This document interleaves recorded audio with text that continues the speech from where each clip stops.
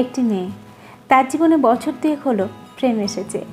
তার কাছে এখন যেন সব কিছুই বড্ড ভালো লাগার, তার নিজেকে যেন হাওয়াই জাহাজ মনে হচ্ছে, যে জাহাজে করে সে এখন প্রতিটা দিনই পাড়ি দিচ্ছে সুখের দেশে।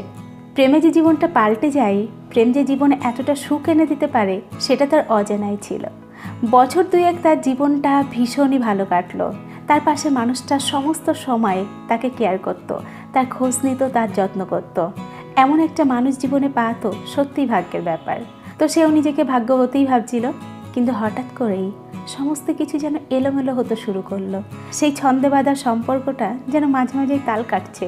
যেই মানুষটা ঘন্টায় ঘন্টায় ফোন করত, প্রতিনিয়ত খোঁজ নিত, সপ্তাহে একদিন দেখা করত, সেই মানুষটাই যেন ফোন করাটা কমিয়ে দিল, দেখা করাটা আস্তে আস্তে প্রায় কমিয়ে দিল।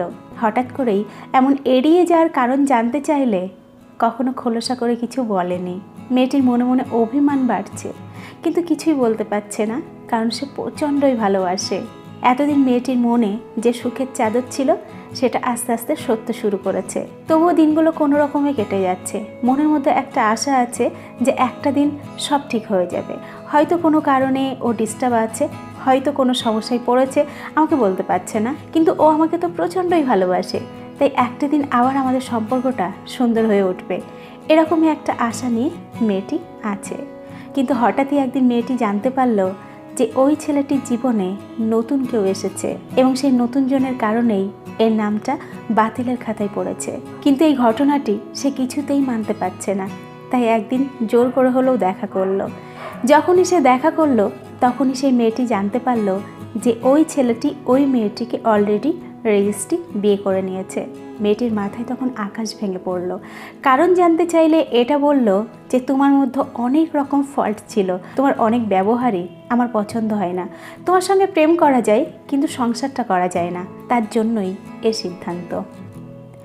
মেয়েটি আমার সঙ্গে কথাগুলি বলছে, আর আমাকে একটা কথাই জিজ্ঞাসা করছে যে দিদি কেন ও আমার সঙ্গে এটা করলো, কেন ও আমাকে এত বড় ধোঁকা দিল। দিদি আমি কি করলে ওকে ভুলে যেতে পারবো, তুমি আমাকে বলো। আমি কিছুতেই ওকে ভুলতে পারছি না। আমি যখনই বসে থাকছি, তখনই ও যেন আমার চোখের সামনে এসে বসছে। আমাকে কিছুতেই ও স্বস্তি হতে দিচ্ছে না। ওর কথা আমার সর্বক্ষণ মনে পড়ছে। আমি কি করলে ওকে ভুলে যাব, তুমি আমাকে সেটা বলো। আমি ওকে মনে রাখতে চাই না। তো এইখানে একটি কথা বলে রাখবো, এতদিন আমার ধারণা ছিল যে মেয়েরা ছেলেদের বেশি ঠকায়। মেয়েরা যেহেতু আগে বিয়ে করে, মানে যখন তাদের পড়াশোনা শেষ হয় তখনই তো বাড়ি থেকে বিয়ের জন্য চাপ দেয়। তার জন্য প্রচুর মেয়েকে বিয়েতে মত না থাকলেও বাড়ির জন্য তার ভালোবাসার মানুষটাকে ছেড়ে অন্য কাউকে বিয়ে করতে হয়। এটাই কিন্তু আমরা সকলেই জানি। কিন্তু এই কটা দিন আমি সকলের সঙ্গে কথা বলে এটুকু বুঝতে পারছি, আমাদের ধারণা অনেক অংশেই ভুল। কারণ প্রচুর ছেলে আছে যারা মেয়েদেরকে ঠকায়, প্রচুর ছেলে আছে। শুধু মেয়েরাই যে ছেলেদেরকে ঠকায় তা কিন্তু নয়, প্রচুর ছেলেও কিন্তু মেয়েদেরকে ঠকায়। তো যাই হোক, তোমাদের অনেকের মনের মধ্যেই কিন্তু এই প্রশ্নটি আছে। তোমরা অনেকেই আমাকে জিজ্ঞাসা করছো যে দিদি সে আমাকে ছেড়ে চলে গেছে, ঠিক আছে, কিন্তু আমি এই মুহূর্তে নিজেকে সামলাবো কী করে এবং তাকে ভুলে যাব কী করে।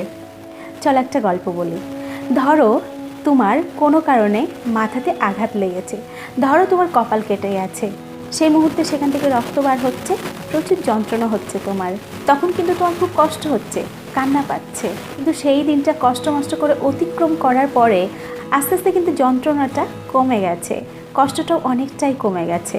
একটা সময়ের পরে তুমি জীবন নিয়ে ব্যস্ত হয়ে পড়েছো, তখন কিন্তু সেই কাটার কথা আর তোমার মনে নেই।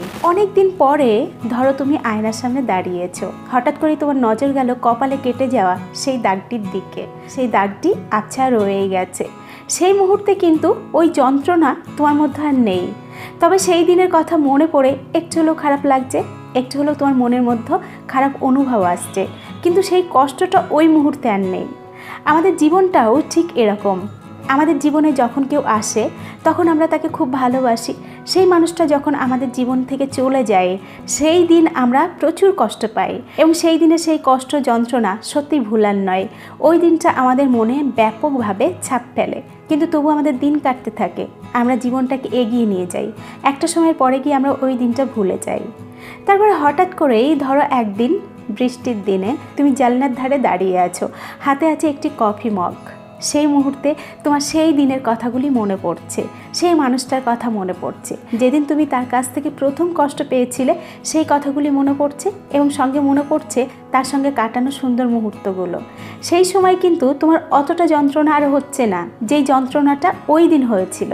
এখন যেটা হচ্ছে সেটা হলো একটা খারাপ অনুভূতি তোমাকে ছেয়ে ফেলছে, কিন্তু ওই দিনের ওই কষ্টটা মনে আর পাচ্ছে না, কারণ আমরা আগের থেকে স্বাভাবিক হয়েছি। কিন্তু স্মৃতিগুলো আমার মনের কোণে রয়ে গেছে। প্রতিটা স্মৃতি আমার মনে জমা আছে, সে খারাপ হোক আর ভালো হোক, প্রতিটা স্মৃতি কিন্তু আছে। তো তোমাদের উদ্দেশ্যে এটাই বলার, আমরা যখন কোনো মানুষকে ভালোবাসি সেই মানুষটা আমাদের মনের মধ্যে ছাপ ফেলে। তার সঙ্গে কাটানো মুহূর্তগুলো সে ভালো হোক আর খারাপ, সেগুলো কিন্তু মন থেকে মুছে ফেলবো এটা কখনো হয় না। আর এই মুহূর্তে যখন তুমি যন্ত্রণায় ছটফট করছো তখন তো মোটেও ভুলতে পারবে না, তাই ভুলে যাওয়ার একটু চেষ্টা করো না, নিজেকে একটু সময় দাও, সময় তোমাকে ওকে ভুলিয়ে দেবে। ওই যে কপাল কেটে যাওয়ার মতো একটা সময়ের পরে গিয়ে সেই কাটাটির কথা কিন্তু আর মনেই থাকে না আমাদের। অনেক দিন পরে হঠাৎ করেই আমাদের যখন নজরে পড়ে তখনই কিন্তু সেই দিনের কথাটি আমাদের মনে পড়ে। তো তোমারও কিন্তু একটা দিন পরে গিয়ে হঠাৎ করেই তার কথা আবার মনে পড়বে।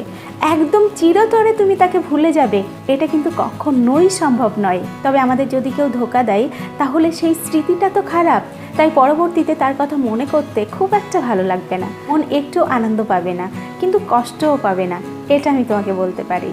তবে কোনো কারণবশত যদি তোমাদের ছাড়াছাড়ি হতো তখন কিন্তু পরবর্তীতে একটা অন্যরকম ভালো লাগা মনের মতো কাজ করতো।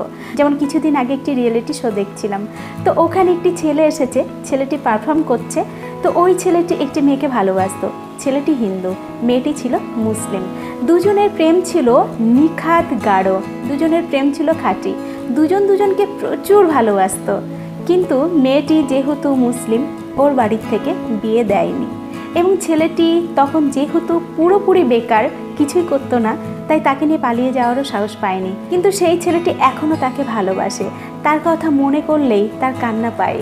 সে কিন্তু ওই অত মানুষের সামনে দাঁড়িয়েও প্রচণ্ড কাঁদছে, এবং এটাও জানাচ্ছে যে আমি আমার জীবনে কখনো কাউকে ভালোবাসতে পারবো না, আমার এই জীবনে আমি কখনো কাউকে আনতেই পারবো না, কারণ 8 থেকে 9 বছর সেই মেয়েটি তার জীবন থেকে চলে গেছে, কিন্তু তবুও মেয়েটিকে ওই ছেলেটি এখনও ভালোবাসে। তো এটা হলো ভালো স্মৃতি, তাই তাকে কিন্তু কাঁদাচ্ছে।